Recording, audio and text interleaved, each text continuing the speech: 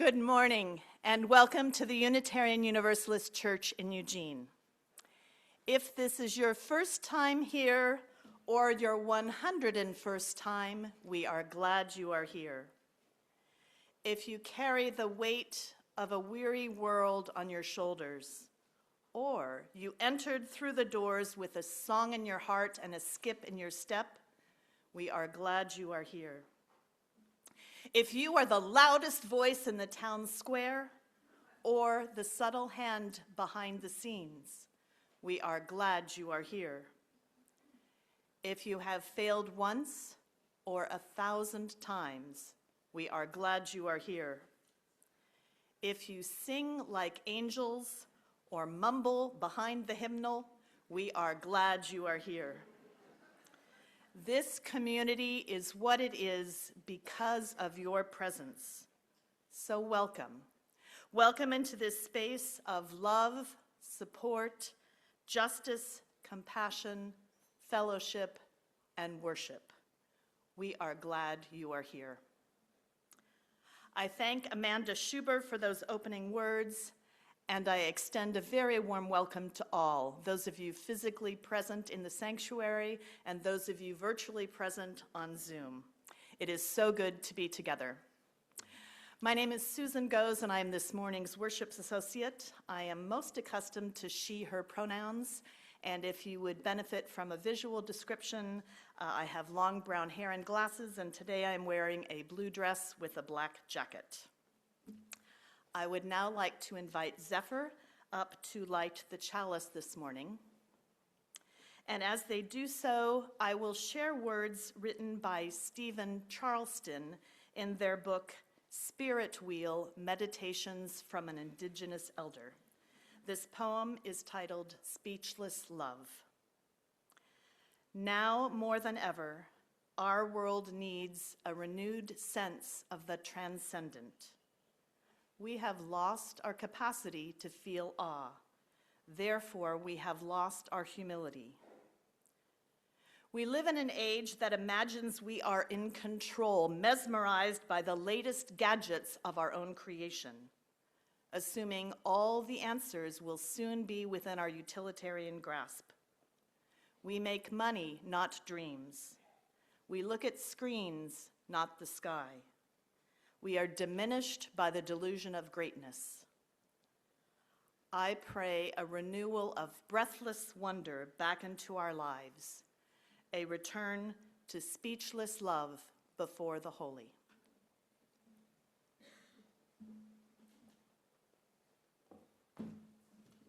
Good morning. My name is Sam Rutlgedge, and I'm a member of this church, and I get to deliver the message to you all today. And that means I also get to call us to worship, which is not something that has generally been in my bailiwick, and I'm a little nervous about. Before I do that, I'm going to tell you that most people, when they talk about me, seem to use he, him pronouns, and that's close enough for jazz. And that I'm wearing an aubergine suit and a black t-shirt, which Ed described earlier as being something of a Steve Jobs look.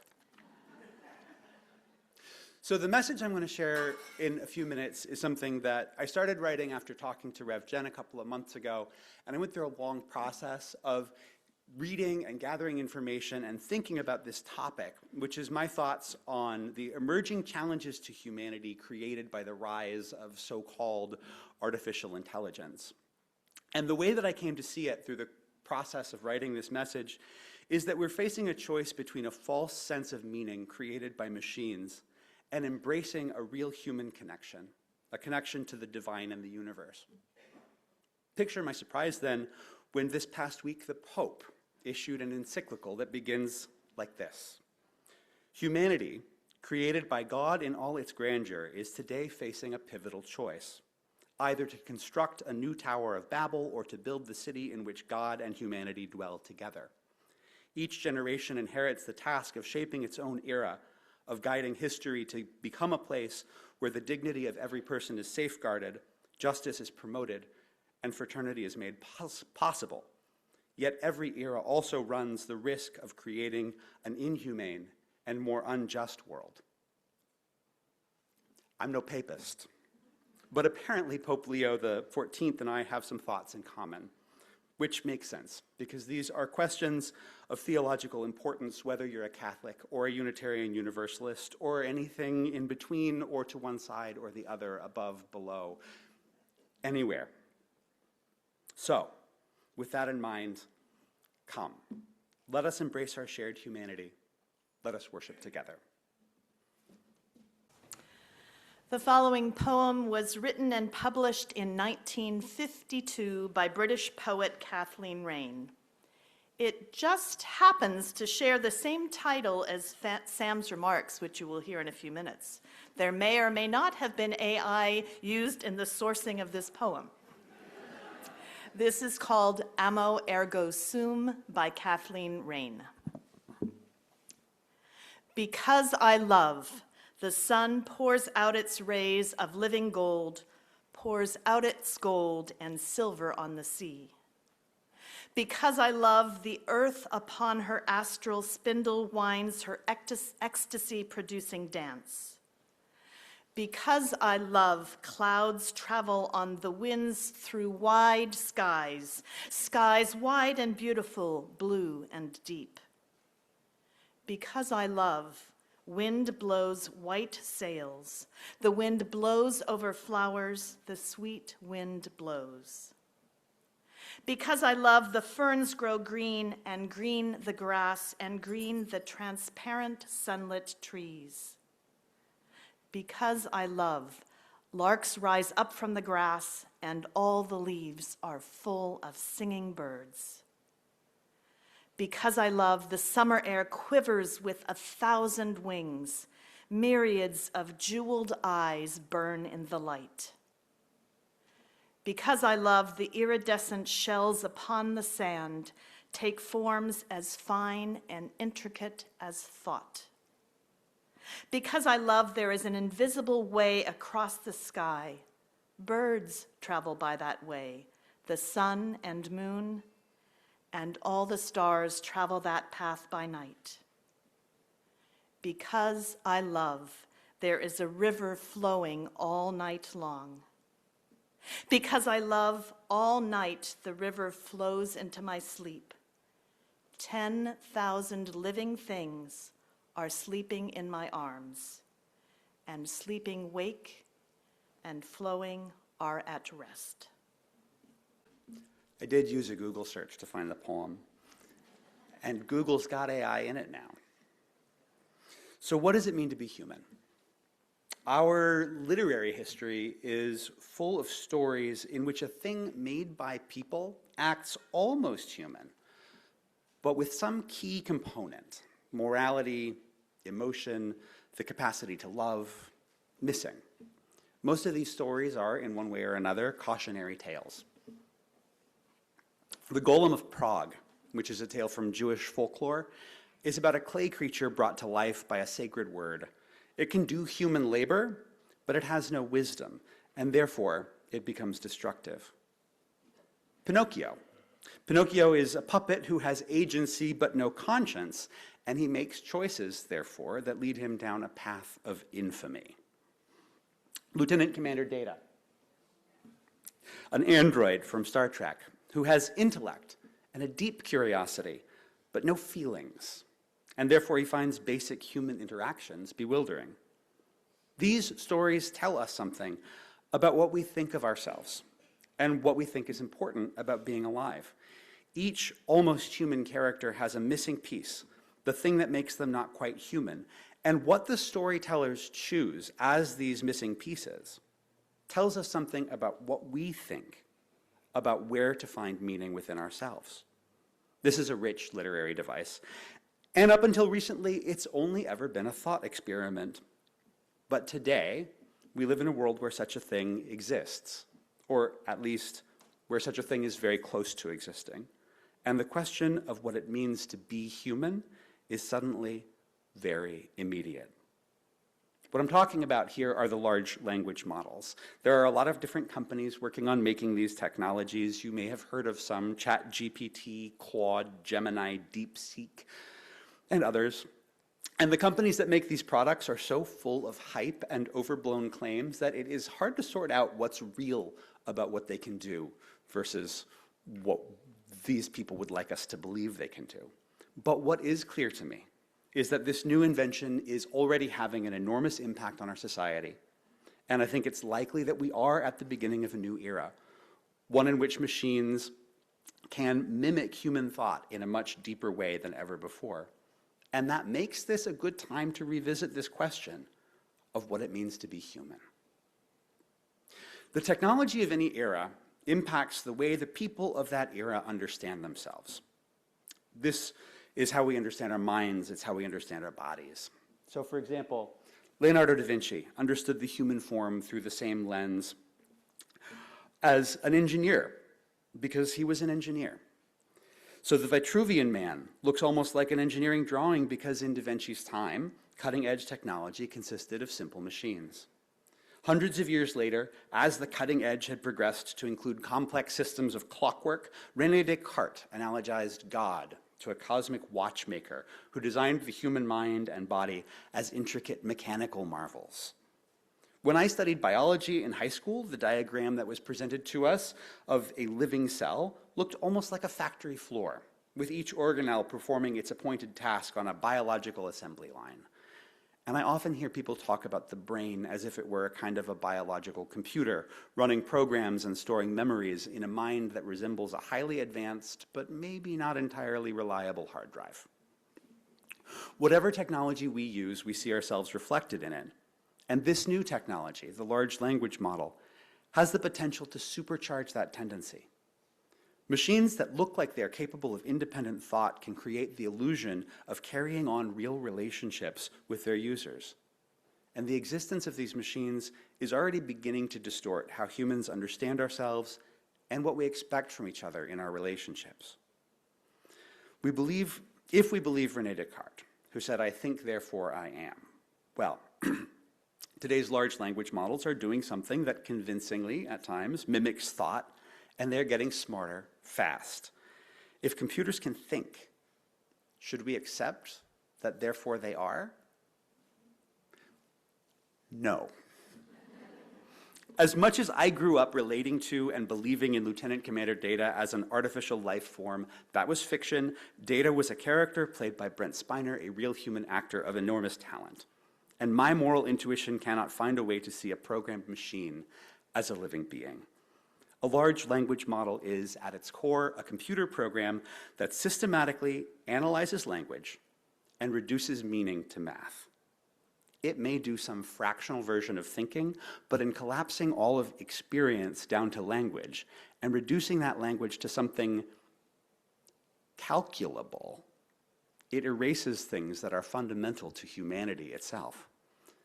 To understand this, I need to dig into the difference between reality, experience, thought, and language. The universe is vast.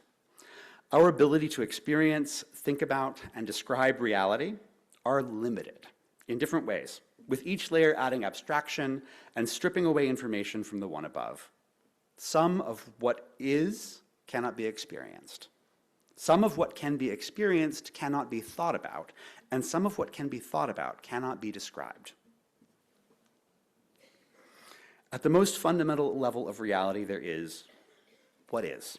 Everything that exists in all of its infinite complexity. This is a map of the observable universe. Each pixel represents a supercluster of galaxies. The universe is vast. Science has expanded the realm of what can be experienced with microscopes, particle colliders, space observatories, and all manner of other amazing tools. But most of those details are absent from our day-to-day lives. And there's still plenty within reality that, even with our best equipment, eludes anyone's experience. Things that are too small, too far away, too obscure to be noticed. You and I and all of us exist in this reality, and we are capable of experience, but we cannot experience everything that is. We can't even fully experience everything that we see, touch, or smell. I can see you. I can hear you. When I stand near you, I can feel your breath and the warmth of your body near mine. but I do not know everything that it is to be you. In a way, our experience is at a lower resolution than reality. We get our experience from our body, from the sensations of touch and taste and smell and sight and sound, as well as the sensations that arrive within ourselves, goosebumps, gut feelings, weak knees, and fluttering hearts. The next level down from this is thought. This is everything we can think about what we experience. Thought can happen in words, but it can also take a more ineffable form. The things that we can think, but can't quite put into words. We can't even think about everything we experience. Much of the information gathered by my senses is filtered out and never makes it into my thoughts at all. Sometimes, though, it can inform the reactions in my body without my conscious awareness. The next level down from thought is language. These are the thoughts that manage to sit still long enough to be reduced to a series of words. And each word I choose means something to me based on my whole lifetime of experience with that word. An example, the word blackberry evokes eating berries that I picked in Tugman Park with my mom when I was 4 years old. It evokes reading a poem by Seamus Heaney when I was in college, still my favorite. It evokes a technology company that I knew about at some point, and 1,000 other memories. Every word carries the weight of a lifetime of experience. I am in relationship to these words and to their meanings, beyond their dictionary definitions. I choose my words, these life-weighted nouns, verbs, and prepositions, and in doing so, I prune away whole branches of reality, all that I could not experience, all that I could not reduce to thought, all that I could not reduce to words. And once I speak, the words I say become a part of reality, a part of all that is, available to your experience, and the process of pruning begins in your body as you process the words that I've said. Words, along with the languages of our bodies and movement, touch and pheromones, and the languages of gifts and service and other gestures of caring, these are the tools we have for communication. Through these tools, we are able to build all kinds of relationships to one another. Friend, neighbor, mentor, acquaintance, lover, parent, child. These words describe relationships, but the words alone don't begin to encompass the meaning of a relationship. The chaotic complexity when I, a messy set of impulses, emotions, and experiences come into contact with you, another equally but differently complex tangle of human experience. So what we do when we communicate is so much deeper and also so much more fraught than any interaction a person will ever have with even the most advanced and intelligent chatbot. This is a machine limited to the language of words. Words that have been stripped of meaning, words that are devoid of lifetimes of experience, words without feeling, words without love. You and I are made of so much more than words. The language models are made of nothing but words. Words are fed in, and by calculating an unfathomable number of probabilities across a tremendous quantity of variables, they reduce the equation and derive meaning. Their meaning is not the same as yours and mine. A large language model may be very smart. It may even be able to think, but it has no independent sense of meaningfulness. The words connected to nature can describe but not fully encompass the sanctuary of a lush, wet forest, surrounded by the smells of tree and earth, caressed by sword fern and oxalis, watched over by a nervous deer through the trees. If I say I believe in God, that could mean a lot of things. It could mean things about the experience I'm having. And those words will never carry all of what it means to be certain of the universe is holding me in a loving embrace. A large language model can say I believe in God, and if you prompt it right, it probably will, but what will it mean? I've come to think that my life has meaning because I feel connected to something greater than myself. This, for me, looks like a sense of purpose in my work. It looks like connecting with my wife and my children and telling stories with family and dear friends and loved ones around a shared table. It looks like shared laughter and shared tears and the sense inside, in the body, of having connected. It looks like standing in awe of nature. It looks like love in the vastest and most encompassing sense of that word. The deepest layers of human experience come from a place deeper than thought. The most important of these, and the one that keeps bringing me back, is love. On some level, the deepest human experiences are all expressions of love. Moral conscience lives in our relationships. We judge things to be right and wrong almost always because of the harm we think they might cause to someone or something we love. Awe and wonder come straight from our loving connection to the universe. Even anger and fear stem from the desire to protect those we care of. These are all expressions of love. And the relationship I have to words comes not from a set of dictionary definitions, but from a kind of love, from the collected wisdom of a lifetime of experience. When I communicate, however much of reality is lost in translation, it is an act of love. In the stories of the Golem of Prague and Pinocchio and Lieutenant Commander Data, each of these automata are missing something. They lack a piece that is fundamental to humanity. What we see as the missing piece tells us what we see as most fundamental to what makes us whole, and when I look at the large language model machines, the thing I see absent, their missing piece, is the embodied experience of love. To be able to experience love in all its many forms is what makes us human. It's the thing that gives us life and guides our most important discernments. The experience of love for each other, for our families, and for our community, for our world, in the deep sense of loving and being loved by the universe itself, allows us to brush up against the nature of reality itself, maybe even the divine. This kind of understanding can't be captured in words, although it can be pointed at in stories, in poems, and in prayers. We can see its outlines, and we can feel it in our bones.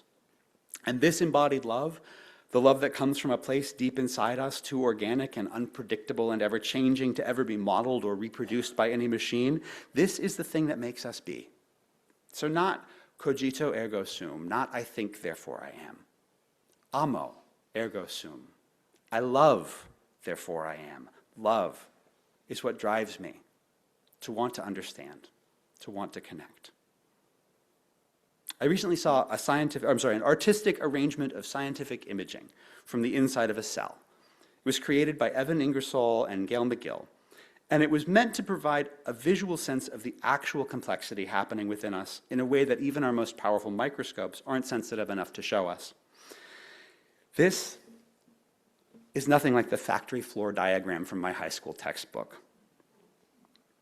Instead, it is a chaotic riot of disparate parts, overlapping and running against one another, each completing a task unaware of the larger picture. This is more forest than factory floor. This is not a system that looks to me like the product of an intelligent design. Intelligence is far too thin a descriptor for this symphony of life. Design is too simple a concept to capture the trillions of improvisations and happy accidents that led to this remarkable interconnected web, a tiny universe unto itself, connected to an infinite web of tiny universes, making up me, a thinking, feeling, breathing being. Impulsive, inefficient, irrational, full of friction within myself and between myself and everyone I encounter, all equally miraculous conglomerations of microscopic organic worlds, full of contradictions, full, each of us, of secret longings, and all of us together communicating in our messy ways to make up a community. The messiness, the friction, the hard work it takes to understand and be understood, that's not a bug in the system or an inefficiency to be ironed out. That's the whole thing. It's what makes us work. That's what lets us hear the subtle, wordless whisperings of God. Our chaos isn't randomness. It isn't pure chance. It can't be reduced to probabilities. It is where love resides within us, where we feel one another's breath and know that all the hearts beating and forests breathing and oceans flowing around the whole planet are inexplicably, inexorably linked to ours. This, love, is what makes us, us. We love, therefore we are. And that sets us apart from any machine. Thank you. And now, let's say together the words of our chalice extinguishing.